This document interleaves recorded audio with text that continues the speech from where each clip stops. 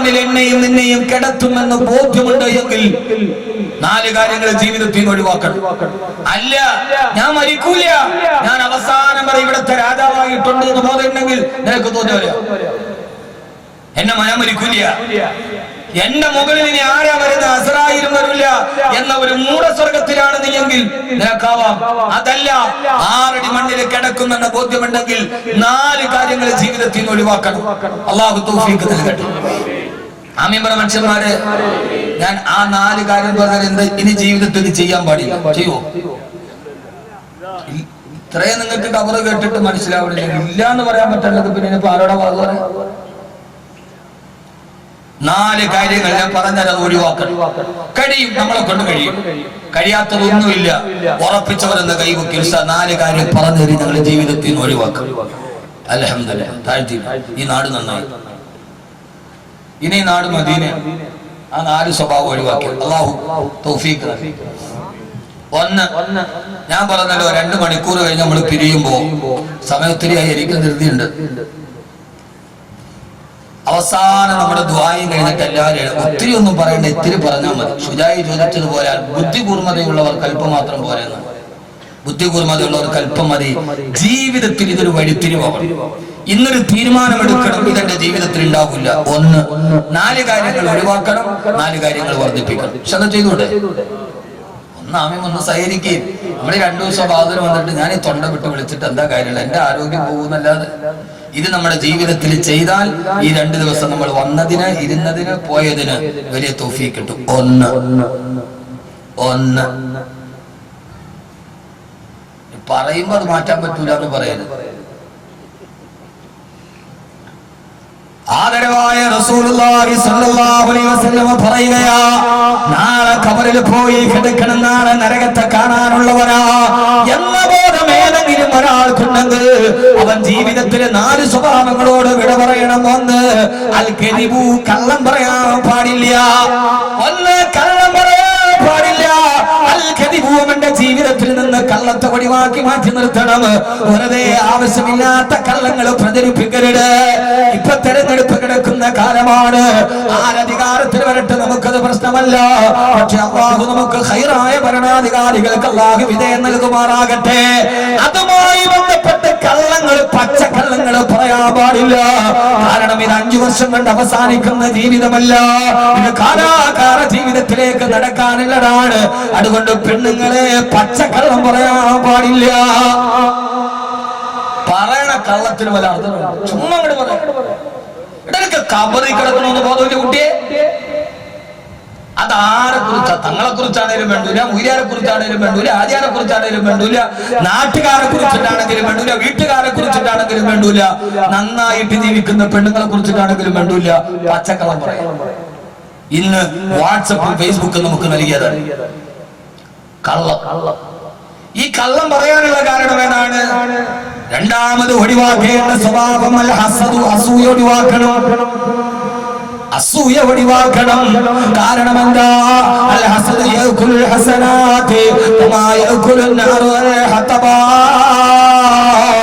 വിറകിനെ തീ തിന്നുന്നതുപോലെ ഹസദ് നിന്റെ നന്മയെ ഇല്ലാതാക്കി കളയും. ചെയ്യുന്ന നന്മയെല്ലാം മേശണിയും പരദൂഷണവും പറഞ്ഞ് തിന്നു കഴിഞ്ഞാൽ പിന്നെ കബറിൽ പോയാൽ നിനക്ക് ഏത് സൽക്കർമ്മമാണ് ബാക്കിയുണ്ടാവുക? പെങ്ങളെ സഹോദരങ്ങള്, ഒറ്റ വാക്കിന് ഞാൻ ഓർമ്മിപ്പിക്കുകയാ, ഒന്ന് കള്ളം പറയരുത്, 2 ഹസദ് അസൂയ പാടരുത്. 3 അന്നബീമാ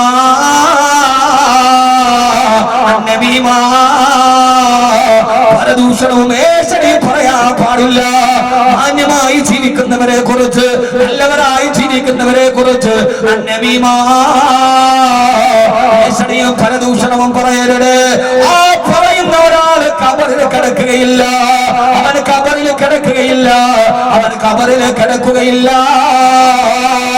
മഹാനായ ഇബ്നു അബ്ബാസ് റളിയല്ലാഹു അൻഹു പറയാ, ഞങ്ങൾ ഒരിക്കലും ഹജ്ജിന് വേണ്ടി പോകുമ്പോ ആ ഹജ്ജ് സംഘത്തിലുണ്ടായിരുന്ന ഒരാൾ മരണമടഞ്ഞു. അയാൾ മരണമടഞ്ഞ ആൾ അയാളെ ഇഹ്റാമിന്റെ വസ്ത്രം ധരിച്ചിരിക്കവേ മരിച്ചുപോയി. അയാളെ ഞങ്ങൾ കൊണ്ടുപോയി കബറെടുക്കാൻ കബർ കുടിച്ചു. ആ കബർ കുടിച്ചപ്പോ കബർ കുടിച്ചിട്ടതിലേക്ക് മയ്യത്തെടുക്കു വെക്കാൻ പോയപ്പോ ആ കബറിൽ പാമ്പുകൾ ഇങ്ങനെ തല നീട്ടി നിൽക്കുകയാ. മോളെ ഇത് കഥയും ഐതിഹ്യവുമൊന്നുമല്ല, ഹദീസ് ഗ്രന്ഥങ്ങളെ വിവരിച്ചതാ. പാമ്പുകൾ ഇങ്ങനെ പണം വിടത്തി ആടുകയാണ്, അതിൽ നിന്ന് തീ ഇങ്ങനെ ആളിക്കത്തുകയാ. ഞങ്ങളാ മയ്യത്തോടെ വെക്കാൻ കഴിയാതെ അടുത്ത കബർ കുടിച്ചു. ആ കബർ കുടിക്കുമ്പോഴും അതിൽ പാമ്പുകളും തീനാളങ്ങളും മാറിപ്പടരുകയാ. മൂന്നാമത്തെ കബർ കുടിച്ചു.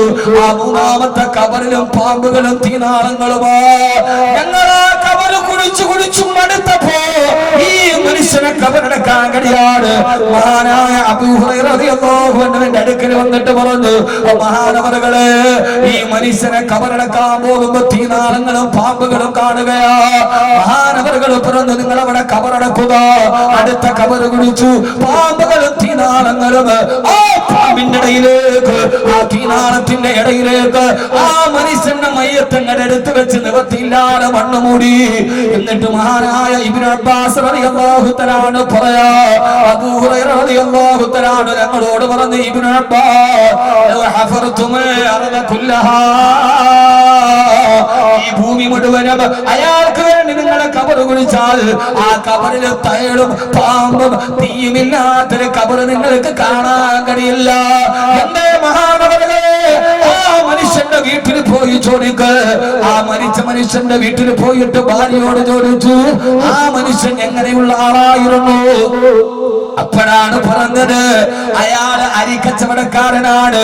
അരിക്ക് തൂക്കം കിട്ടാൻ അയാൾ അതിന്റെ ഇടയിൽ ചെറിയ കല്ലുകൾ ചേർത്ത് വെച്ച് കള്ളക്കച്ചവടം നടത്താറുണ്ടായിരുന്നു. എന്റെ ഭർത്താവെന്ന് പറഞ്ഞപ്പോ, സഹോദരങ്ങളെ, ഒരു പാവപ്പെട്ടവരെ ചതിച്ച ഒരു മനുഷ്യനെ അവരാണെങ്കിൽ, ഒരു പാവപ്പെട്ട മനുഷ്യനെ ചതിച്ച്, ഒരു പാവപ്പെട്ടവനെ ചതിച്ച് നമ്മളെ സ്നേഹിച്ച, നമ്മളെ വിശ്വസിച്ച, അവന്റെ വീടിന്റെ ബെഡ്റൂം പോലും നമുക്ക് വേണ്ടി തുറന്നു തന്ന, നമ്മളെ വിശ്വസിച്ച നമ്മുടെ കൂട്ടുകാരൻ, നമ്മുടെ നാട്ടുകാരൻ, അയാളെ കുറിച്ച് നമീമത്തുകൾ പറഞ്ഞ, നമ്മുടെ പെണ്ണുങ്ങളെ കുറിച്ച് പറഞ്ഞാൽ, ഗൾഫുകാരന്റെ പെണ്ണുങ്ങളെ കുറിച്ച് പറഞ്ഞാൽ, നീ നിന്റെ മണ്ണിന്റെ അടിയിലെ കബറിൽ കിടക്കില്ല. അതുകൊണ്ട് കബറിൽ പോകുമെന്ന് ഓർമ്മയുണ്ടെങ്കിൽ ഈ മൂന്ന് സ്വഭാവം ഒഴിവാക്കണമെന്ന് ഹബീബായ നബിയുനാ റസൂലുള്ളാഹ്. ഫേസ്ബുക്കിൽ ആരും അറിയാത്ത വ്യാജ അക്കൗണ്ടിൽ ഉപയോഗിക്കുക. എടാ മോനെ, വ്യാജ അക്കൗണ്ട് നീ അണ്ണോടാണെന്ന് ആളുകൾക്ക് അറിയാവൂ. നിന്റെ റബ്ബിന് നീ അണ്ണോടല്ല, നിന്റെ റബ്ബിന് നീ അജ്ഞാതനല്ല. നിന്റെ വീടും നിന്റെ കൂടും നിന്റെ പേരും നിന്റെ അഡ്രസ്സും നിന്റെ വിലാസവും നിന്റെ തിന്മയും നിന്റെ നന്മയും എല്ലാം നിന്റെ റബ്ബിനറിയാം. അതുകൊണ്ട് ഈ മൂന്ന് സ്വഭാവം ഒഴിവാക്കണം. അല്ലാഹു തൗഫീഖ് നൽകുമാറാകട്ടെ. ആമീൻ പറ. എന്താ പറ്റാത്തത്? അവനമനിച്ച് ഇതുമാ കള്ളുകൂടി ഒഴിവാക്കാൻ എളുപ്പമാണ്, പക്ഷെ ആരാനെ കുറിച്ച് അപവാദം ഒഴിവാക്കാൻ വലിയ പാടാണ്. ഇത് അതിനു വേണ്ടി മാത്രം നമ്മൾ ജനിക്കാൻ. എന്താ സഹോദരങ്ങളെ പറയാനുള്ളത്? അല്ലാഹു ചോദിക്കുകയാണ്,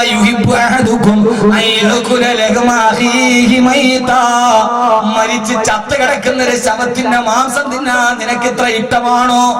ചത്ത് പൊടുത്തു നാറിക്കിടക്കുന്ന ഒരു ശവം അത് വാരി വലിച്ചു തിന്നാൻ നിനക്ക് ഇത്ര ഇഷ്ടമാണോ? അതിനേക്കാൾ മോശമാണ് ഹസദും നമീമത്തും പറയും. ഇതങ്ങട് പറഞ്ഞ് ഇന്ന് ജീവിതത്തിൽ ഫേസ്ബുക്കും വാട്സപ്പ് ഉണ്ടായപ്പോ അങ്ങനെ തള്ളി വിടുക. ആർക്കെന്തും പറയാം, ആരെ കുറിച്ചും പറയാം. അള്ളാഹു നമ്മളെ കാത്തുരക്ഷിക്കട്ടെ. ആമീൻ പറ. പെണ്ണുങ്ങളെ, നിങ്ങളാണ് എന്റെ ഒന്നാമത്തെ ആശാത്യം. എടി നീ അറിഞ്ഞോടി. പിന്നെ അവളുടെ ഭാവനയിൽ വരുന്നതൊക്കെ കൂടി ഒരു തിരക്കഥയാക്കിയാൽ ആ സിനിമ 100 ദിവസം 8 ദിവസം കൊണ്ടുപോകും. അമ്മാതിരി മറാക്കളുകൾ. ഖബറിൽ കിടക്കുന്നൊരു ബോധമില്ല. എന്തിനാ മറ്റൊരാളുടെ അഭിമാനത്തെ നമ്മൾ തിന്നുന്നത്? എന്തിനാ അത് പറയുന്നത്? ഞാൻ ഒരു കാര്യം ഉറപ്പിച്ചു പറയുന്നു, എന്റെ റബ്ബിനോട് എനിക്ക് പോയാൽ ഒരാളോട് എന്തെങ്കിലും അനാവശ്യം വന്നാൽ എന്റെ റബ്ബിനെ ശിക്ഷിക്കൂല. എനിക്ക് ഉറപ്പാണ്. ഒരാളെ കുറിച്ചിട്ട് പോലും ഞാൻ ഇന്നേ വരെ മോശമായിട്ട് പറഞ്ഞു ഉണ്ടെങ്കിൽ ആരെങ്കിലും വരെ പ്രസംഗം, പിന്നെ പകുതി കട്ട് ചെയ്തുകൊണ്ടൊക്കെ വന്ന ചിലപ്പോൾ ദേശീയ ഒരാളെ കുറിച്ചും പറഞ്ഞിട്ടില്ല. അത് കൊല്ലാൻ വേണ്ടി വന്നവനാണെങ്കിലും എന്റെ സ്വഭാവം, എന്നെ കൂടെ നടന്ന് ചതിച്ച 100 കണക്കിന് ആളുണ്ട്. ഇപ്പോഴും എന്റെ മുൻപിൽ വന്ന് കണ്ടാൽ ഞാൻ സലാം പറഞ്ഞ് കെട്ടിപ്പിടിക്കും. വേണം ഒരു മുത്തം കൊടുക്കും. എന്തുകൊണ്ടെന്നറിയാവോ? അത് എലി പറഞ്ഞതുപോലെയാണ്. കൂട്ടിൽപ്പെട്ടു പോയ എലിക്കണയിൽ വീണ എലി പറഞ്ഞൊരു കഥയുണ്ട്. വെച്ചത് നീയാണെന്നറിയാം, എന്നെ കൊല്ലാനാണെന്നും അറിയാം, എന്നിട്ടും അതിന്റെ അകത്ത് കയറി വന്നത് വിശപ്പിനേക്കാൾ വലുതല്ലല്ലോ മറ്റൊന്നും. അതുകൊണ്ടാണ് കെണി വെച്ചത് നീയാണെന്നറിയാം, വെച്ചത് എന്നെ കൊല്ലാനാണെന്നും അറിയാം, എന്നിട്ടും ഞാൻ ഈ കൂട്ടിലോട്ട് കയറി വന്നത് വിശപ്പിനേക്കാൾ വലുതല്ലല്ലോ മറ്റൊന്നും. നീയാണ് വിത്തന പറഞ്ഞതെന്നറിയാം, അതെനിക്ക് നേരെയാണെന്നറിയാം, എന്നിട്ട് കണ്ടിട്ട് കെട്ടിപ്പിടിച്ചത് ഇനിയെങ്കിലും ഇതോർത്തിട്ടെങ്കിലും പറയാതിരിക്കട്ടെ എന്ന് വിചാരിച്ചിട്ടാണ്. പിടക്കുന്നതിനേക്കാൾ നല്ലതാണല്ലോ ഒരു ചിരിയിൽ ഒതുക്കുന്നത്. എന്റെ പൊന്നു സഹോദരങ്ങളെ, ഒരു കാര്യം എത്ര ഇബാദത്ത് ചെയ്താലും അവന്റെ നാവ് നന്നായില്ലെങ്കിൽ, അതുകൊണ്ടാണ് റസൂലുള്ളാഹി സ്വല്ലല്ലാഹു അലൈഹി വസല്ലം പറഞ്ഞത്, രണ്ട് അവയവങ്ങൾ നിങ്ങൾ എനിക്ക് ജാമ്യം നിന്നാൽ നിങ്ങൾക്ക് സ്വർഗത്തിന് ഞാൻ ജാമ്യം നിൽക്കാം. ഏതാണ് നബി രണ്ട് അവയവം? ഒന്ന് നാക്ക്, മറ്റൊന്ന് ഗുഹ്യസ്ഥാനം. ഈ രണ്ട് മാംസകഷണം ആരുടെ നന്നായി അവൻ സ്വർഗത്തിലാണ്. ബാക്കി തഴമ്പുണ്ടായാലും തൊപ്പി ഉണ്ടായാലും തടി ഉണ്ടായാലും സ്വർഗത്തിൽ പോകണമെങ്കിൽ ഈ രണ്ട് മാംസകഷണം നന്നാവണം. അള്ളാഹു നന്നാക്കി തരട്ടെ. ആമീൻ പറയും. അള്ളാഹു നന്നാക്കി തരട്ടെ. ഇതിപ്പോ എന്താ ചുമ്മാ അങ്ങോട്ട് പറയാൻ, പച്ചക്കള്ളം പ്രചരിപ്പിക്കുക, നമീമത്ത് പറയാ, ഹസദ് പറയാ, എന്തൊക്കെയാ പറയാ. അത് കേൾക്കുന്നവർ ഒരാളോട് ജാരിയായ സദക്ക പോലെ ജാരിയായ ഹത്ത് ഇവിടെ നിന്ന് പറഞ്ഞ അപ്പുറത്തോട്ട് വരെ നാണമില്ല പെണ്ണുങ്ങള്. നിങ്ങൾ പർദ്ദയും തൊപ്പി മാത്രം ഇട്ടുകൊണ്ട് കാര്യമില്ല. കബറി കിടക്കുന്ന ഓർമ്മ വേണം, നാക്കിനെ നിയന്ത്രിക്കണം. ഞാൻ പറഞ്ഞ വാക്കുകൾ ഇച്ചിരി ശക്തി കൂടി പോയെങ്കിൽ ഈ നാക്കിന്റെ ഉപദ്രവം ഏറ്റവും കൂടുതൽ അനുഭവിച്ചൊരു മനുഷ്യന്റെ മാനസിക പ്രക്ഷോഭനമാണെന്ന് നമ്മൾ കരുതിയാൽ മതി. അള്ളാഹു നമുക്ക് ബോധം തരട്ടെ. ഇപ്പൊ എത്ര കാര്യം ഞാൻ പറഞ്ഞു? എത്ര കാര്യം പറഞ്ഞു? 3. നാലാമത്തെ കാര്യം പറയാൻ സമയമില്ല, നമുക്ക് ഇത് തന്നെ. സൂറത്തുൽ ഹുജറാത്ത് ഇറങ്ങിയത് തന്നെ യേശുവിനെ നിർത്താൻ വേണ്ടി. ആദരവായ പ്രവാചകൻ നബി മുഹമ്മദ് മുസ്തഫ സല്ലല്ലാഹു അലൈഹി വസല്ലം. ആരുമില്ല പറയാൻ, ഉമ്മായി മോളും ഒക്കെ ഇരുന്നിട്ട് പറയാ. ഇപ്പോ വന്നൊരു സുഹൃത്തുക്കൾ എന്നോട് പറഞ്ഞു, ഉസ്താദ് ഇന്നലെ വാത് വെക്കാൻ വന്നാ വരാൻ പറ്റിയില്ല.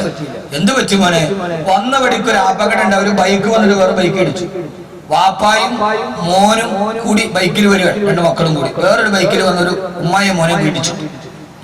ഇവര് ഓടിക്കൂടി പോയി രണ്ടുപേരെ എടുത്ത് ഹോസ്പിറ്റലിൽ കൊണ്ടുപോകാൻ പോയപ്പോ ഈ 10 വയസ്സേ ഉള്ളൂ മോന്, ഇടിച്ച മോൻ. വാപ്പ നല്ല തണ്ണിയാ, വാപ്പ നല്ല തണ്ണി അടിച്ചിട്ടാണ് ഓടിക്കണം 10 വയസ്സുള്ള മോനെ വെച്ച്. അപ്പൊ വീണ് എഴുന്നേറ്റ് ഈ ആളുകൾ കൂടി ഇപ്പൊ ഈ 10 വയസ്സുള്ള മോൻ പറയാം, ഈ ചങ്ങാതിയോട് ഞാൻ അപ്പഴേ പറയാം ഇത്ര സ്പീഡിൽ ഓടിക്കരുത്, മര്യാദ ഓടിക്കും. അപ്പൊ 10 വയസ്സുള്ള ഈ കുട്ടിയോട് പോയ ആളുകൾ വെച്ചു, മോനെ ഇതാണ് അതെന്റെ വാപ്പ അല്ലവനാണ്. ഞാൻ ആ ചങ്ങാതിയോട് പറഞ്ഞതാണ് നേരെ തുക ഓടിക്കണോ. ആരാ പാതിരാത്രി 10 വയസ്സുള്ള മോനെ പറയാ. ഈ ഒരു അവസ്ഥയിലേക്ക് നമ്മൾ മാറി. ആദരവായ പ്രവാചകൻ നബി മുഹമ്മദ് മുസ്തഫ സല്ലല്ലാഹു അലൈഹി വസല്ലം പറയാ, ഖബറിൽ മര്യാദയ്ക്ക് കിടന്നുറങ്ങണമെന്ന് ആഗ്രഹമുണ്ടെങ്കിൽ, മുൻകരനെ കീഴിനെ ചോദ്യത്തിന് മറുപടി പറയണമെന്ന് ആഗ്രഹമുണ്ടെങ്കിൽ 4 കാര്യങ്ങൾ ജീവിതത്തിൽ ഒഴിവാക്കണേ. അൽ ഹസദു വൽ കദിബു, കള്ളം പറയാതിരിക്കുക. വൽ ഹസദു, ഏഷണി പ്രചരിപ്പിക്കാതിരിക്കുക. 3 നമീമ, പരദൂഷണം പറയാതിരിക്കുക. 4 മൂത്രമൊഴിച്ചാൽ നന്നായിട്ട് ശുദ്ധിയാക്കുക. ഒരു സഹാബിയെ ഖബറടക്കിയിട്ട് നബി സല്ലല്ലാഹു അലൈഹി വസല്ലം പറഞ്ഞു, ഈ സഹാബി ഖബറിൽ ശിക്ഷ അനുഭവിക്കുന്നുണ്ട്. അദ്ദേഹം മൂത്രമൊഴിച്ചിട്ട് നന്നായിട്ട് ശുദ്ധിയാക്കാത്ത ആളാണ്. ശുദ്ധിയായില്ലെങ്കിൽ നിസ്കാരം സഹിയാവില്ല, ഇബാദത്തുകൾ സഹിയാവില്ല. അപ്പൊ പിന്നെ ഖബറിൽ ശിക്ഷ കൂടുകയുള്ളൂ. അതുകൊണ്ട് മലമൂത്ര വിസർജനം ചെയ്യുമ്പോ അത് നന്നായിട്ട് ശുദ്ധീകരിക്കണേ എന്ന് ഹബീബായ നബി മുഹമ്മദ് മുസ്തഫ എന്ന ഒറ്റ വാക്കിൽ പറഞ്ഞാൽ ആധുനിക ലോകത്തിന്റെ പുരോഗമനത്തിന്റെ അടയാളമായി ബാത്റൂമുകളിൽ വെച്ച ടിഷ്യൂ ഉടനെ തന്നെ എടുത്തു മാറ്റുക, ജലം കൊണ്ട് നിങ്ങൾ ശുദ്ധീകരിക്കുക. കാരണം ഇത് ഖബറിലെ ശിക്ഷയുടെ കാരണമാണെന്ന് നബിയുനാ റസൂലുള്ളാഹി. വളരെ നിസ്സാരമെന്ന് കരുതുന്നതും ഖബറിൽ വലിയ ഗുരുതരമാണ്. അല്ലാഹു കാക്കട്ടെ. ഇനി ഈ 4 കാര്യങ്ങൾ ഒഴിവാക്കിക്കൂടെ? ഒന്ന് മനസ്സിൽ തീരുമാനമെടുക്കി, പടച്ചോനെ ഞാനിനി ഇനിയിപ്പോ വേറൊരാള് കണ്ടാലും ഞാനത് പറഞ്ഞുകൊണ്ട് നടക്കൂല. കണ്ടാൽ പറയണമെങ്കിൽ ആദ്യം പറയണ്ടാരാ? നമ്മളൊരു തെറ്റ് ചെയ്തു, അത് കണ്ടാൽ ലോകത്ത് മുഴുവനെ നമ്മൾ ഓടിച്ചെന്നറിയിക്കും. ഇല്ലെങ്കിൽ വാട്സപ്പിൽ എടുത്തിടും, ഇല്ല ഫോട്ടോ ഷോപ്പൊക്കെ ചെയ്ത് നമ്മൾ ഇടും. യഥാർത്ഥത്തിൽ ഒരു തെറ്റ് ചെയ്താൽ കണ്ടാൽ ആദ്യം വിളിച്ചു പറയണ്ടാരാ എന്ന് പറയും. പറ മനുഷ്യന്മാരെ, അള്ളാഹു അല്ലേ നമ്മൾ ചെയ്യണ തെറ്റ് ആദ്യം കാണുന്നവരാ? അല്ല. എന്നാൽ അള്ളാഹു സത്താറാണ്, അവൻ മറച്ചു വെക്കുന്നവനാണ്. സത്താർ എന്ന് പറഞ്ഞാൽ അള്ളാഹു ഗഫാറാണ്, പൊറുക്കുന്നവനാണ്. സത്താറുൻ, അവൻ മറച്ചു വെക്കുന്നവനാണ്. നമ്മൾ ചെയ്ത തെറ്റൊക്കെ അപ്പൊ തന്നെ അള്ളാഹു ലോകത്തിന്റെ മുമ്പിൽ പറഞ്ഞാൽ നമ്മുടെ അവസ്ഥ എന്താ? അള്ളാഹുടെ സ്വഭാവമാണ് സത്താർ, മറച്ചു വെക്കണം. ആണ് മനസ്സിൽ തീരുമാനം എടുക്കും, ഇൻഷാ അല്ലാഹ് എനിക്ക് ഞാൻ ചെയ്ത അമലുകൾ എനിക്ക് കിട്ടണം, വേറൊരാൾ കൊണ്ടുപോകരുത്. അതുകൊണ്ട് ഈ 4 കാര്യങ്ങൾ ശ്രദ്ധിക്കുമെന്ന് ഉറപ്പ് വെച്ചൊരക്കൊന്ന് കൈവക്കി. എല്ലാരും പൊക്കി അത് പാലിക്കുമെന്ന് എനിക്ക് ഉറപ്പില്ല, എന്നാൽ ഈ 10 പേര് മതി എനിക്ക്. അള്ളാഹു തൗഫീഖ് നൽകട്ടെ. ഞാൻ അവസാനിപ്പിക്കുന്നതിന് മുമ്പ് 4 കാര്യങ്ങൾ കൂടി ജീവിതത്തിൽ വർദ്ധിപ്പിക്കണം. അള്ളാഹു നമ്മളെ ജഹീം എന്ന നരകത്തിൽ നിന്ന് കാക്കട്ടെ. ആമീൻ പറ. അള്ളാഹു ജഹീം എന്ന നരകത്തിൽ നിന്ന് കാക്കട്ടെ. അള്ളാഹു കാക്കട്ടെ. 4 കാര്യങ്ങൾ മാറ്റണം, 4 കാര്യങ്ങൾ വർദ്ധിപ്പിക്കണം. 1 പറഞ്ഞെന്നാ ചെയ്യൂലോ അല്ലേ? പറഞ്ഞാക്ക് വേണ്ടി ദുആ ചെയ്യൂലോ. അതാ പറഞ്ഞ വാത് കേട്ടാൽ ഒന്നും നിങ്ങൾക്ക് നഷ്ടമാവില്ല, ഇരുന്നത് ലാഭമാണ്. ഇത് ലാഭമാണ്. ശിഹാബ് തങ്ങൾ ഈ 2 ദിവസത്തെ വാത് അത് വലിയ ലാഭമാണ്. അള്ളാഹു ആ ലാഭം സ്വർഗത്തിൽ കാണാൻ തൗഫീഖ് നൽകട്ടെ. 4 കാര്യങ്ങൾ നാളെ ഖബറിലേക്ക് വേണ്ടി നിങ്ങൾ അധികരിപ്പിക്കണം. ഒന്നാമത്തേത് നമസ്കാരത്തെ അധികരിപ്പിക്കുക. ഫർള് നമസ്കാരം കൃത്യമായിട്ട് അനുഷ്ഠിക്കാത്തവരാണെങ്കിൽ ഫർള് കൃത്യമാക്കുക. ഫർള് കൃത്യമാണെങ്കിൽ അതിന് മുമ്പ് ശേഷമുള്ള സുന്നത്ത് നമസ്കാരങ്ങൾ വർദ്ധിപ്പിക്കുക. അവ്വാബി നമസ്കാരം വർദ്ധിപ്പിക്കുക. നമസ്കാരം വർദ്ധിപ്പിക്കുക. അല്ലാഹുവിന്റെ പ്രവാചകൻ നബി മുഹമ്മദ് മുസ്തഫ സല്ലല്ലാഹു അലൈഹി വസല്ലമ ആരെങ്കിലും മഗ്രിബ് നമസ്കാരത്തിന് ശേഷം 6 റക്അത്ത് സുന്നത്ത് അവ്വാബി നിസ്കരിച്ചാൽ അവനൊരു ഉംറ ചെയ്തവന്റെ പ്രതിഫലമാണ്. ഷഫീഉൽ വറാ നബി മുഹമ്മദ് മുസ്തഫ സല്ലല്ലാഹു അലൈഹി വസല്ലമ അസ്സലാത്തു നമസ്കാരം നിർവഹിക്കുക. അല്ലാഹു തൗഫീഖ് നൽകുമാറാകട്ടെ. രണ്ടാമത്തേത് അസ്തസ്ബീഹു, പരമാവധി തസ്ബീഹുകൾ ചെയ്യുക. വെറുതെ മറ്റൊരാളെ ഫിത്രി മസാല പറയാണ്. കിട്ടുന്ന സമയത്തൊക്കെ ദിക്ർ ചൊല്ലണേ, കിട്ടുന്ന സമയത്തൊക്കെ തസ്ബീഹ് ചൊല്ലണേ. ഇന്നലെ ഞാൻ മക്കൾക്ക് പഠിപ്പിച്ചു കൊടുക്കേണ്ട ദിക്ർ പഠിപ്പിച്ചു തന്നു. അതേപോലെ നമ്മുടെ ജീവിതത്തിൽ ധാരാളം ദിക്ർ ചെയ്യണം. അയ്യാദൽ ജലാലി വൽ ഇക്റാം അമിത്നാ അലാ ദീനിൽ ഇസ്ലാം. അതായത് നമ്മൾ ഓതുന്ന ദിക്റാണിത്. അയ്യാദൽ ജലാലി വൽ ഇക്റാം അമിത്നാ അലാ ദീനിൽ ഇസ്ലാം. ഈ ദിക്ർ പതിവായി ചെയ്താൽ അവൻ ഈമാനോട് കൂടിയല്ലാതെ മരണപ്പെടുകയില്ല എന്ന് ശഫീഉനാ റസൂലുള്ളാഹി. നമുക്ക് ഈമാനോടെ മരിക്കലല്ല വരട്. അതല്ലേ നമ്മുടെ ജീവിതത്തിന്റെ ഏറ്റവും വലിയ സൗഭാഗ്യം. അല്ലാഹുവേ ആ സൗഭാഗ്യം നൽകണേ അല്ലാഹ്. മൂന്നാമത് ചെയ്യേണ്ടത് ദിക്റുകൾ വർദ്ധിപ്പിക്കുന്നതിനോടൊപ്പം തന്നെ ആ ദിക്റുകളെ പരമാവധി ഇസ്തിഗ്ഫാറിനെ വർദ്ധിപ്പിക്കണം. ഇന്നു മുതൽ തുടങ്ങണേ സഹോദര. റജബ് അവസാനിക്കാറായി. അല്ലാഹുമ്മ ബാരിക് ലനാ ഫീ റജബിൻ വശഅബാൻ വബല്ലിഗ്നാ അശ്ഹറ റമളാൻ. എല്ലാ ദുആയും പള്ളിയിലായി കഴിഞ്ഞു. ഇനി റജബ് 27 വ്യാഴാഴ്ച ദിവസം മിഅ്റാജിന്റെ നിസ്കാര സമ്മാനമായി കിട്ടിയ രാമാണ് വരുന്നത്. നിസ്കാരം വർദ്ധിപ്പിക്കണേ, ദിക്ർ വർദ്ധിപ്പിക്കണേ. ആ ദിക്റിൽ മൂന്നാമതായി അൽ ഇസ്തിഗ്ഫാർ, ഇസ്തിഗ്ഫാറിനെ വർദ്ധിപ്പിക്കണേ. അസ്തഗ്ഫിറുല്ലാഹൽ അലീം, അസ്തഗ്ഫിറുല്ലാഹൽ അലീം, അസ്തഗ്ഫിറുല്ലാഹൽ അലീം, അസ്തഗ്ഫിറുല്ലാഹൽ അലീം, അസ്തഗ്ഫിറുല്ലാഹൽ അലീം, അസ്തഗ്ഫിറുല്ലാഹൽ അലീം. ഇഗ്ഫിർ ലനാ വഗ്ഫറാനനാ. പരമാവധി ദിക്ർ നിങ്ങൾ വർദ്ധിപ്പിക്കണേ, ഇസ്തിഗ്ഫാർ ചൊല്ലണേ.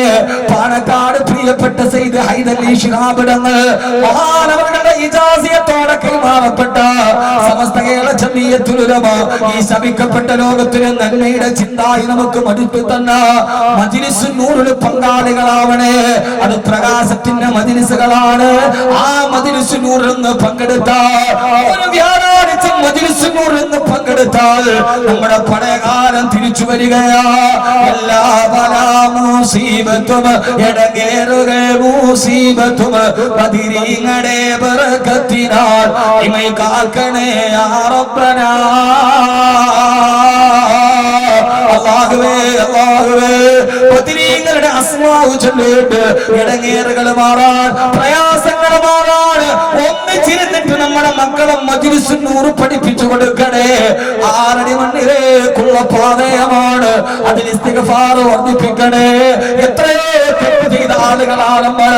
കണ്ണുകൊണ്ട് കാണുന്നത് തെറ്റാ, ചെവി കൊണ്ട് കേൾക്കുന്നത് തെറ്റാ. യഥാർത്ഥത്തിൽ ഗൾഫിൽ താമസിക്കുന്നവര് ഭാഗ്യവാന്മാരാണ്.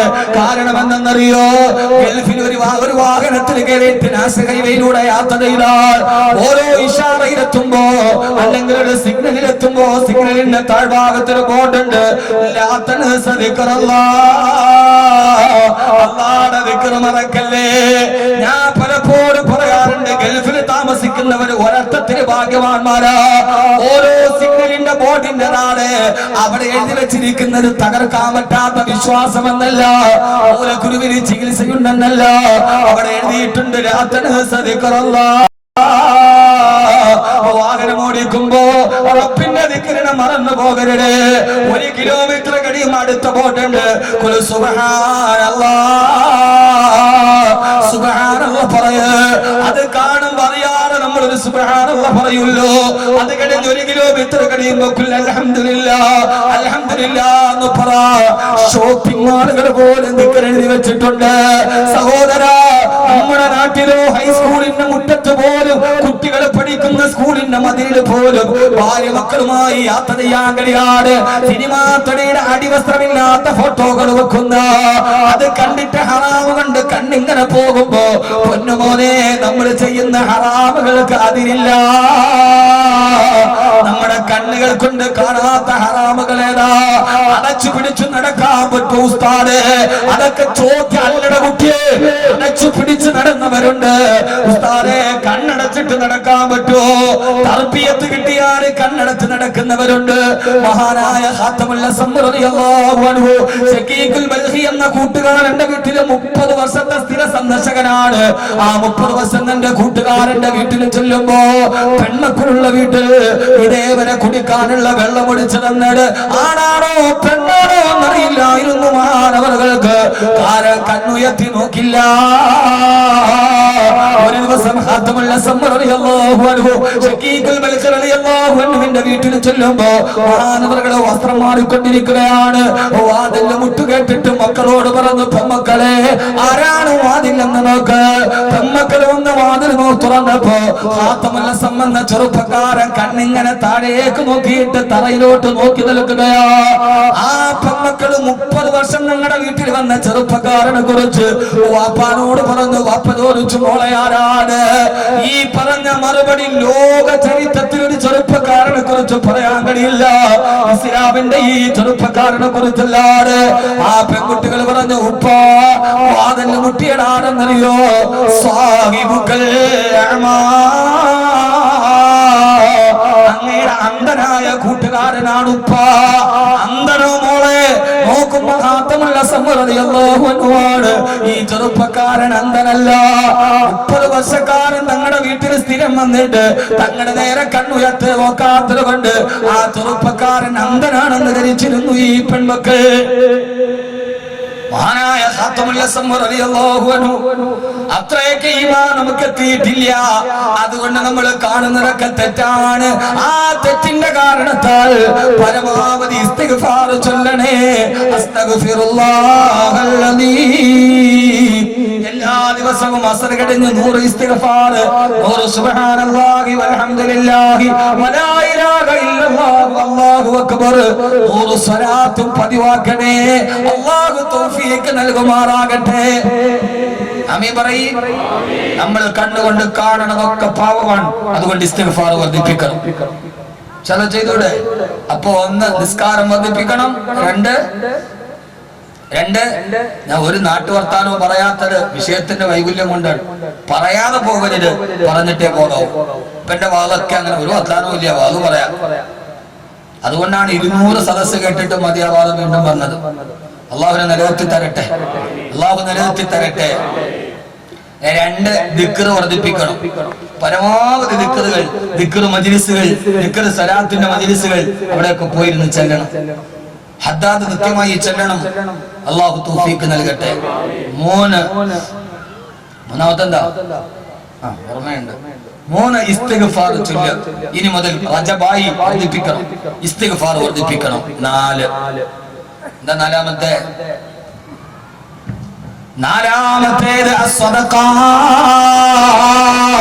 പരമാവധി സദഖ നിങ്ങൾ വർദ്ധിപ്പിക്കണേ. ഇനി റജബായി, ശഅബാനായി, റമളാനായി, ഇനി സദഖയുടെ മാസമാണ്. പരമാവധി നിങ്ങൾ സദഖ വർദ്ധിപ്പിക്കണേ. കാരണം എന്തെന്നറിയോ? സദഖ നിങ്ങൾ വർദ്ധിപ്പിക്കണം. ആദരവായ ബഹുമാനപ്പെട്ട അബ്ദുല്ലാഹി ഇബ്നു ജുബൈർ റളിയല്ലാഹു അൻഹു ഈ ഹദീസ് പറഞ്ഞ് ഇൻഷാ അല്ലാഹ് നമുക്ക് ദുആ ചെയ്യാം. ഈ ഒരൊറ്റ ഹദീസ് പറഞ്ഞു അവസാനത്തെ ദുആയ്ക്ക് വേണ്ടിയാണ് സദസ്സ് ഇവിടെ എത്തിയത്. അല്ലാഹുവേ ഞങ്ങളെ നീ കബൂലാക്കണേ അല്ലാഹ്. നേരത്തെ എത്തിയ സഹോദരിമാർ അല്ലാഹുവേ ഞങ്ങളുടെ ഈ സദസ്സിനെ നന്നാക്കി തരണേ അല്ലാഹ്. ഞങ്ങളുടെ ഈ സദസ്സിനെ നീ നന്നാക്കി തരണേ അല്ലാഹുവേ. മഹാനായ അബ്ദുല്ലാഹി ഇബ്നു ജുബൈർ റളിയല്ലാഹു തആല സൂറത്ത് തകാതുറിന്റെ സമാപനത്തിന്റെ ഹദീസാണിത്. ഒരു ദിവസം ഹബീബായ നബിയുനാ റസൂലുള്ളാഹി സ്വല്ലല്ലാഹു അലൈഹി വസല്ലമ ഞങ്ങളുടെ മുമ്പിൽ സൂറത്ത് തകാതുർ ഓതി അൽഹാകുമുത് തകാതുർ അൽഹാകുമുത് തകാതുർ ഹത്താ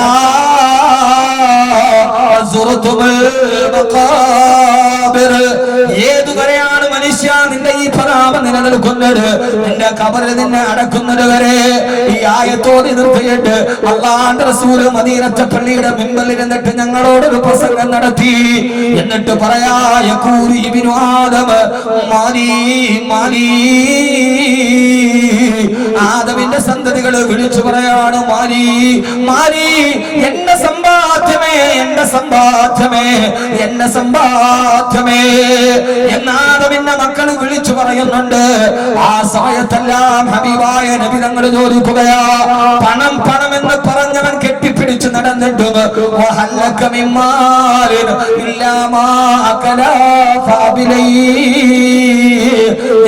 നിന്റെ സമ്പത്തിൽ നിന്ന് എന്താണ് നിനക്ക് ബാക്കിയായത്?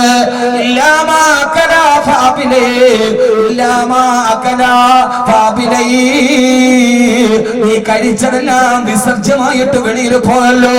സമ്പത്തിന്റെ ഭൂരിഭാഗം ചെലവഴിച്ചത് ഭക്ഷണത്തിനാണ്, അത് മുഴുവനും വിസർജ്യമായി വെളിപ്പോയല്ലോ. നീ ധരിച്ച വസ്ത്രങ്ങളെല്ലാം മണ്ണിലേക്ക് നുരുമ്പി പോയല്ലോ. എന്താണ് മോനെ നിന്റെ സമ്പത്തിന് ബാക്കിയായത്? എന്താണ് നിന്റെ ജീവിതത്തിൽ ബാക്കിയായത്? എന്നിട്ട് പറയാ, നീ ജീവിതത്തിൽ ബാക്കിയായത് നീ ചെയ്ത സദഖകൾ മാത്രം, നീ ചെയ്ത നന്മകൾ മാത്രം.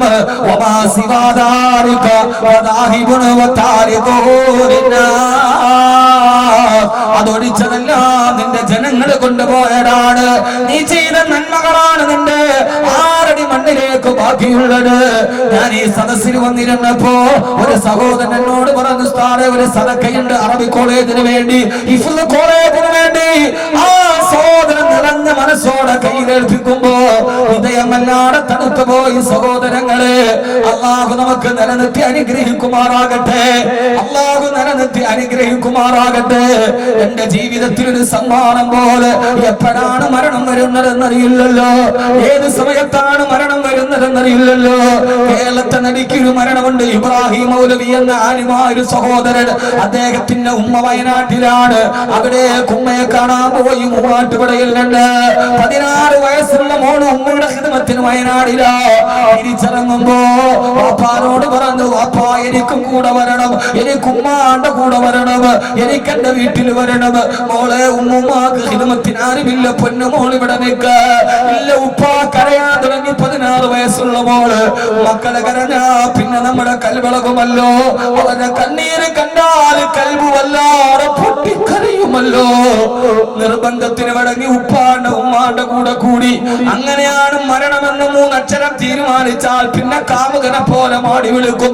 ഉപ്പാന്റെ ഉമ്മാന്റെ കൂടെ ബസ്സിൽ കയറി മൂവാറ്റുപുഴ ബസ് സ്റ്റാൻഡിൽ വന്നിറങ്ങുമ്പോ 4 മണി സുബഹിന്റെ സമയമായി. അവിടെ വെച്ചിട്ട് പോയ ബൈക്കിൽ കയറി ഉപ്പയും ഉമ്മയും 16 വയസ്സുള്ള മോളും ഇബ്രാഹിം മൗലവി ബൈക്ക് ഓടിക്കുന്നു. വയനാട് നിന്ന് കൊടുത്തുവിട്ട കുറെ പാക്കറ്റുകൾ ഹാൻഡിൽ തൂക്കിയിട്ടിട്ടുണ്ട്. കോതമംഗലത്തേക്കുള്ള റോഡിലേക്ക് കയറുമ്പോ സുബഹിന്റെ സമയമായി. അദ്ദേഹത്തിന്റെ പുറകെ ഒരു ടാങ്കർ ലോറി വരുന്നുണ്ട്. വീട്ടിലേക്ക് ജോലി ചെയ്യുന്ന പള്ളിയിലേക്ക് ബൈക്ക് ബൈക്ക് തിരിക്കാണ്. ബൈക്ക് തിരിച്ചപ്പോ ഹാൻഡിൽ തൂക്കിയിട്ട ലഗേജുകൾ വീടിന്റെ ഇടയിൽ കുടുങ്ങി. അവര് നേരെ മറിഞ്ഞിട്ടാറിട്ട റോഡിലേക്ക് വലതുവശത്തേക്ക് വീണു. ഭാര്യയും മോളും വലതുവശത്തേക്ക് വീണു. പുറകിലൂടെ വന്ന ടാങ്കർ ലോറി റോഡിലേക്ക് തെറിച്ചു വീണ ശരീരത്തിലൂടെ കയറി ഇറങ്ങി. ശബ്ദം കേട്ട് ഡ്രൈവർ വണ്ടി നിർത്തി. ചാടി ഇറങ്ങുമ്പോൾ മുമ്പിലെ ടയറിന്റെ മുറകിൽ ആ പ്രിയപ്പെട്ട ഭാര്യയുടെ അരയിലോട്ട് കയറി നിൽക്കുന്ന വീല്, താഴത്തെ ബായ്ക്ക് ഭാഗത്തെ വീലിന്റെ അടിയിൽ പൊന്നുമോളുടെ ശരീരം ചതഞ്ഞിറഞ്ഞ് കിടക്ക. ഇബ്രാഹിമോലവി ഇടത്തോട്ട് തെറിച്ചു വീണു. ആ തെറിച്ചു വീണ മനുഷ്യൻ ചാടി ഇടനിൽക്കുമ്പോ അല്ലാ അദ്ദേഹത്തിന്റെ വലത്തെ കൈ തോളോട് ചേർന്ന് വണ്ടിയുടെ ശരീരത്തിൽ വണ്ടിയോടെ വീലിന്റെ അടിയിൽ കിടന്ന് ചതഞ്ഞരഞ്ഞു പോയി. ചാടി എഴുന്നേക്കുമ്പം ഒരു നിമിഷം കൊണ്ട് ആ മനുഷ്യന് വലത്തെ കൈ പൂർണ്ണമായിട്ടില്ല. ഒരു കൈ നഷ്ടപ്പെട്ട മനുഷ്യൻ ചോര ഒലിപ്പിച്ചുകൊണ്ട് ആ സമയത്ത് ചാടി എഴുന്നേക്കുമ്പോ വാഹനത്തിന്റെ അടിയിൽ കിടന്ന് മോള് വിളിക്കുന്നുണ്ട് ഉപ്പാ. ആ മനുഷ്യനോട് കൂടിയ നാട്ടുകാരുടെ മുമ്പിൽ ഒന്നും ചെയ്യാൻ കഴിയുന്നില്ല. താങ്കൾ ലോറിയുടെ അടിയിലാണ് മയ്യത്ത് കിടക്കുന്നത്. ആ മനുഷ്യൻ ഒരു കൈ നഷ്ടപ്പെട്ട മനുഷ്യൻ ഭ്രാന്തനെ പോലെ ഓടി, എന്റെ പൊന്നുമോളൊന്ന് രക്ഷിച്ചു തരുമോ, എന്റെ പൊന്നുമോള് ആ താറിന്റെ അടിയിൽ നിന്ന് എടുക്കാൻ കഴിയോ? ഏത് കോടീശ്വരനും നിസ്സഹായനാകുന്ന സമയം അവസാനം എയർഫോഴ്സ് വന്ന് ടാങ്കർ ലോറി വലിച്ചു മാറ്റിയിട്ടാണ് മയ്യത്ത് വെളിയിലോട്ടെടുക്കുക. അപ്പോഴേക്കും ഭാര്യ വിട പറഞ്ഞു. മോളുടെ ശരീരത്തിൽ അനക്കമുണ്ട്. 4 മണിയായപ്പോ പൊന്നുമോളും വഫാത്തായി. ഇബ്രാഹിം എറണാകുളം അമൃത ഹോസ്പിറ്റലിൽ കൈ നഷ്ടപ്പെട്ട ഐസിന് ബോധം കെട്ട് കിടക്കുന്നു. എന്റെ പ്രിയപ്പെട്ട സഹോദര, ഒരൊറ്റ നിമിഷം കണ്ടാണ് പാവപ്പെട്ടവന്റെ ജീവിതം നഷ്ടപ്പെട്ടത്. വലത് കൈയും നഷ്ടപ്പെട്ടു, ഭാര്യയും പൊന്നുമോളും നഷ്ടപ്പെട്ടു. അദ്ദേഹത്തെ കാണാൻ പോയപ്പോ അമൃത ഹോസ്പിറ്റലിലെ ഐസിന് 7ാമത്തെ ദിവസമാണ് ബോധം വീഴുന്നത്. ബോധം വീണപ്പോഴേ ആര്യമായൊരു മനുഷ്യൻ സ്വന്തമായിട്ടൊരു വീട് പോലുമില്ല. 6 വർഷം മുമ്പ് എന്നെ വേദന കണ്ടപ്പോ പറഞ്ഞ വാക്കവി ദുആ ചെയ്യണേ സ്വന്തമായിട്ടൊരു വീടിന്. ഈ അപകടം നടന്നപ്പോ ഞാൻ അന്വേഷിച്ചു, ഒരു വാടക വീട്ടിലാണ് ഇപ്പോഴും താമസിക്കുന്നത്. 6 ദിവസം കഴിഞ്ഞ് ബോധം വീണപ്പോ അടുത്ത് നിന്നവരോട് പറഞ്ഞതെന്നറിയോ, എന്റെ വലത്തെ കൈ ചതഞ്ഞരഞ്ഞു പോയിന്ന്. എന്റെ ഭാര്യയോടും മകളോടും പറയല്ലേ, മരിച്ചത് അദ്ദേഹം അറിഞ്ഞിട്ടില്ല. ആളുകൾ പറഞ്ഞ അപ്പുറത്തെ ഐസിന് ഭാര്യയും മക്കളുമുണ്ട്. സ്വാദം വന്നിടനെ എന്റെ വലത്തെ കൈ പോയെന്ന് എന്റെ ഭാര്യയോടും മകളോടും പറയരുത്. അവർക്കത് സഹിക്കാൻ പറ്റൂല. തന്റെ ഭാര്യയും മകളും ആരുടെ മണ്ണിലേക്ക് പോയിട്ട് 6 ദിവസമാണെന്ന് ആ പാവപ്പെട്ടവൻ അറിഞ്ഞില്ല. സഹോദരങ്ങളെ, ഒരു നിമിഷം മതി മനുഷ്യന്റെ ജീവിതം മാറി മറിയാൻ. ഇന്നലെ കോട്ടക്കലെ അപകടത്തിൽ ചൊക്ലിയിലെ ഒരു പാവപ്പെട്ട ഉമ്മയ്ക്കും വാപ്പയ്ക്കും നഷ്ടപ്പെട്ടത് സലാം പറഞ്ഞു പോയ 3 മക്കളാണ്. അല്ലാഹുവേ, അല്ലാഹുവേ, നിന്നോടല്ലാതെ ഞങ്ങൾ ആരോട് ചോദിക്കാൻ? നീയാണ് വിധിക്കുന്നവൻ, നീയാണ് തിരക്കഥ മെനയുന്നവൻ. നിന്റെ അടുക്കലാണ് ഓരോ ചലനവും. ഇവിടെ നിന്നൊരു കാല് വെക്കുന്നത് മരണത്തിലേക്കാണോ ജനനത്തിലാണോ എന്നറിയുന്നത്. അർറഹ്മാനു അലൽ അർശി ഇസ്തവാ, അർശിന്റെ അധിപതിയേ നീയാണ് അല്ലാഹുവേ. ഞങ്ങളുടെ അടുത്ത നിമിഷം ഏതാണ് ഞങ്ങൾക്കറിയില്ല അല്ലാഹ്. ഞങ്ങളുടെ ജീവിതം നീ ഖൈറിലാക്കണേ അല്ലാഹ്. അതുകൊണ്ട് ജീവിതത്തിൽ ഇനി നന്മകളുടെ പക്ഷത്ത് നിലനിൽക്കണം, നന്മയുടെ പാതയിലൂടെ നടക്കണം. ജീവിതത്തിലും മരിച്ചാലും ദുആ ചെയ്യാൻ കുറച്ച് നന്മകൾ ജീവിതത്തിൽ നമ്മൾ ബാക്കിയെടുക്കണം. അല്ലാഹു തൗഫീഖ് നൽകട്ടെ. ആരൊക്കെ എന്തൊക്കെ പറഞ്ഞോട്ടെ, നമ്മുടെ ജീവിതം പടച്ചറപ്പിന്റെ മുമ്പിൽ കണക്ക് പറയാൻ ഒരു ഹറാമും ബാക്കിയില്ലാത്ത ജീവിതമാകണം. അതിനാണ് ജീവിക്കുന്നത്. ആരും പറയട്ടെ, ബാക്കവിയെ കുറിച്ച് പറയട്ടെ, ഫൈസിയെ കുറിച്ച് പറയട്ടെ, ഹാജിയാരെ കുറിച്ച് പറയട്ടെ, ഇതിന്റെ പ്രവർത്തകരെ കുറിച്ച് പറയട്ടെ, വിഷയമല്ല. ഞങ്ങൾക്ക് വേണ്ടത് റബ്ബിന്റെ തൃപ്തിയാണ്. എനിക്ക് 3 മക്കളാണ്. എന്റെ മക്കള് ഞാൻ മരിച്ചിട്ട് കരയാൻ മറന്നു പോയാലും എന്റെ മയ്യത്തിന്റെ മുമ്പിൽ കരയാനും ദുആ ചെയ്യാനും 100 കണക്കിന് മക്കളെ നിർത്തിയിട്ടാണ് ഞാൻ മരിച്ചു പോകുന്നത്. ഡിസംബർ 30-ന് ശംഖുമുഖത്ത് പ്രസംഗം കഴിഞ്ഞ് നേരെ പോയി പട്ടാമ്പിയിൽ പുതുവത്സര പ്രഭാഷണത്തിന്. ഡിസംബറിന്റെ തണുപ്പ്. അവിടുന്ന് തിരുവനന്തപുരത്ത് നിന്ന് സീറ്റിൽ കയറി ഉറങ്ങിയതാണ്. എഴുന്നേൽക്കുന്നത് ഒറ്റപ്പാലത്തിന്റെ ഹിഫ്ദ് കോളേജിന്റെ മുറ്റത്താണ്. അബു വന്നിട്ട് തട്ടി എഴുന്നേൽപ്പിച്ചു, ഉസ്താദേ എഴുന്നേൽക്ക്. എഴുന്നേറ്റ് ഡോറ് തുറന്നിറങ്ങുമ്പോ ഡിസംബറിന്റെ മരം കോച്ചുന്ന തണുപ്പ്, തലയിൽ കെട്ടിയ ഷാൾ ഇങ്ങനെ കൂട്ടി കൈ ഇങ്ങനെ വിറക്കുന്നുണ്ട്, തണുപ്പെടുത്തിട്ട് പാലക്കാടൻ തണുപ്പ്.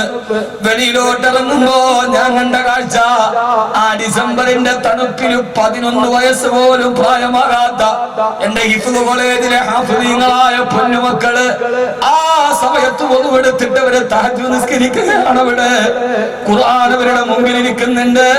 ആ പൊന്നുമക്കൾ 50 എണ്ണവും, ചിലതൊക്കെ ഇത്ര പോലുമില്ല. അവരവിടെ ഉറക്കമായിട്ട് തഹജ്ജുദ് നിസ്കരിക്കുന്നുണ്ട്. നേരെ ഒന്നുമെടുത്ത് സുബഹിയുടെ ബാങ്ക് കാത്തു നിന്നു. വെളിയിൽ ഞാൻ വന്നത് കുട്ടികൾ അറിഞ്ഞിട്ടില്ല. ലൈറ്റ് ഓഫ് ആക്കിയിട്ട് തഹജ്ജുദാണ്. വരാന്തയിലൂടെ സുബഹിന്റെ ബാങ്ക് കാത്ത് നടക്കുമ്പോ ഒരു ദുആ കേട്ടു. എന്റെ പൊന്നുമക്കള് വാകുവേ വയത് പറഞ്ഞ് വരുമ്പോ ഞങ്ങൾക്കുള്ള അന്നത്തിന്റെ വകയുമായി വരുന്ന ഞങ്ങളുടെ വാക്കവി ഉസ്താദിന് സ്വർഗം കൊടുക്കണേ അല്ലാ. എന്റെ ജീവിതത്തിൽ എന്റെ ഹൃദയത്തിൽ അത്ര തണുപ്പുണ്ടായതുപോലെ പിന്നൊരു തണുപ്പുണ്ടായിട്ടില്ല. ഞങ്ങളെ സഹായിക്കുന്നവരെ നീ സഹായിക്കണേ അല്ലാ. അതുകൊണ്ട് ഞാൻ പറയുന്നത് സഹോദരങ്ങളെ, മരിച്ചതിന് ശേഷം മലന്ന് കിടക്കുമ്പോ അഭിമാനത്തോടെ ഓർക്കാൻ കഴിയുന്ന സൽക്കർമ്മങ്ങളെ ജീവിതത്തിൽ ബാക്കിയാക്കി വിട പറയാൻ ധൈര്യമുണ്ടോ? എന്നാൽ ജഹീമിനെ കാണുന്ന നേരം നിങ്ങൾ അല്ലാഹുവിന്റെ സ്വർഗത്തിലേക്ക് നടന്നു പോകേണ്ടവരാണ്. അല്ലാഹു നമ്മളെ അവിടെ എത്തിക്കുമാറാകട്ടെ. അതുകൊണ്ട് ജീവിതത്തിലെ നന്മകൾ വർദ്ധിപ്പിക്കണം. 4ാമത്തെ കാര്യം, ഏറ്റവും നല്ല നന്മ, നിങ്ങൾ സദഖ വർദ്ധിപ്പിക്കണേ.